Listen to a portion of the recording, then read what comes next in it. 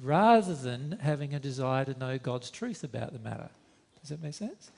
God's truth is we have nothing to fear for our children. Nothing to fear. Even if our children die, they are going to be perfectly looked after. Perfectly looked after.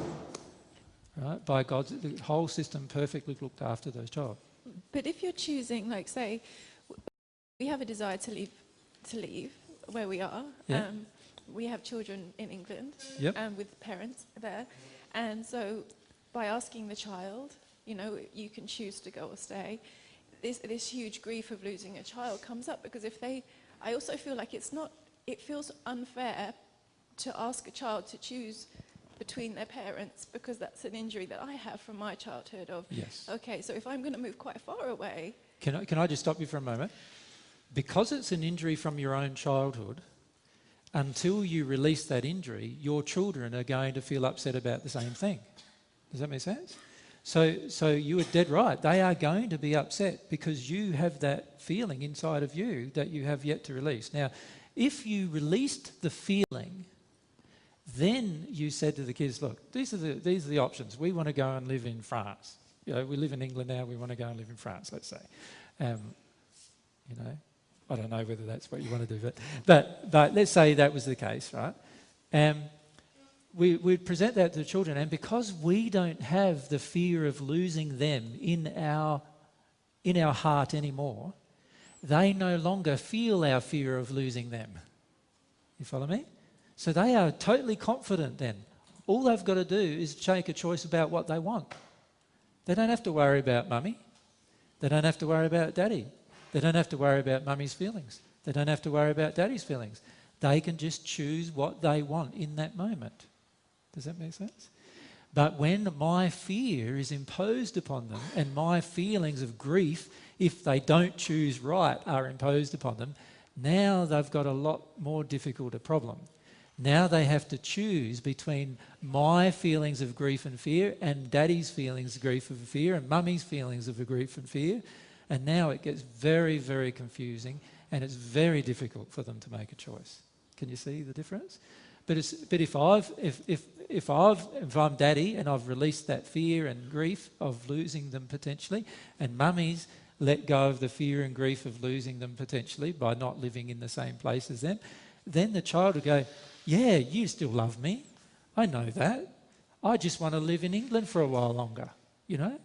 Or yeah, well, what if I come and visit you this time, or what if I go and, you know, the child would look upon the whole thing as an adventure rather than a problem. Can you see? And can you see how in this process we can say, okay, I don't want to live in England. Oh, now I've got an emotion come up that it's not fair on my kids. Now, if we don't desire God's truth in that situation, we can even cry about this is not fair to my kids, but we're not opening ourselves to go, okay, if I'm in pain, there must be an error in me. Maybe God's truth is something different to this. And even though that hurts really badly, because I feel like I'm doing the wrong thing, if I feel about that, then I'll reach this state that AJ is referring to where I feel like relaxed about this decision because God feels relaxed about it. God knows that if I love my child, no matter where I am, my child can feel that. Yeah. Yeah. And that child will feel that. And the child in feeling that will then feel free to make up its own mind about where it wants to be without having the pressure of its mum and dad's emotions imposed upon it. And this is where what we do as parents mostly is we're imposing emotions upon our children so much that our children are not able to make choices and decisions very easily anymore. And that's a major cause of their distress, because they're just feeling the terrible oppression that's coming from both parents. So it's very important that when you follow... So if you think, Fee, about every one of your passions and desires, you see that every one of them has also had a law of attraction event triggering an emotion in you that causes you to tune from the passion and desire. And that's what happens. When you start following your passions and desires, your law of attraction ramps up because God goes, this is great. We can work with this. Yeah. But then what you do with that is you shut down the desire, hoping the fear will go away. And God goes, okay. It's not going to go away that way. Yeah. It can only go away by you confronting the fear and working your way through the fear and getting into the underlying grief. That's the only way it will go away. that make sense? Yeah. And the problem for many of us with this process is that we follow our passions and desires, then we expect everything to go perfectly, don't we? And when it doesn't go perfectly, we go, maybe it's not the right thing for me to do. No, it's your passion and desire. Of course it's the right thing for you to do. It's just that an emotion is getting triggered that's out of harmony with love that you need to deal with, and then you'll find the passion and desire will just continue to flow. If it's in harmony with love, it will always flow. And this is what I find most of the time with regard to this discussion with people that we have. People recognise their passions and desires, they get to point number 2, and that's where most of the time most people come to grief. Because they feel their passions and desires. Most people can actually list them, quite a long list of all the things they like to do. You know, I'd like to do this, I'd like to do that, I'd like to do this. And then every one of those things in the list triggers something emotionally. So how many of you have thought in your life that you'd love to play a musical instrument? How many of you have thought you'd love to play a musical instrument? Almost everyone.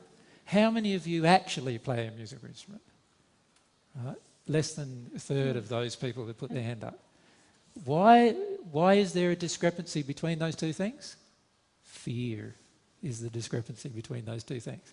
See, we're not humble enough to just feel our emotions. What happens when we first face a musical instrument? What's the first emotion that you generally feel? Embarrassment. I'm not good at this. I'm not good at this. You pick up the guitar and you don't know which way to hold it, firstly, right? And then they tell you to hold it a certain way. And you start playing and it's like, I can't even hold down one string to pluck one note properly, right? And it goes zzz, zzz, instead of a nice sound, And then we go, oh, I'm not getting an immediate result. So what do I generally do? I give it up in frustration, right? Or I put it away and go, oh, maybe it's not for me. When you had the desire there present, you see. After a while you start practicing and you do get the one note, like you get one, and then you learn about these things called chords. And you've got to hold a whole finger down somehow to create a bar chord, right? And so you go through all these emotions about that as well, which of course we do. And after a while, we get to 10 or 12 weeks into the process, and all of a sudden something just starts to click. Something just starts to click where our desire starts to overcome. Our desire now has overcome a lot of our fears. And when our desires have overcome a lot of our fears now, things start to click into place. And when things start to click into place, now I can play a song, right?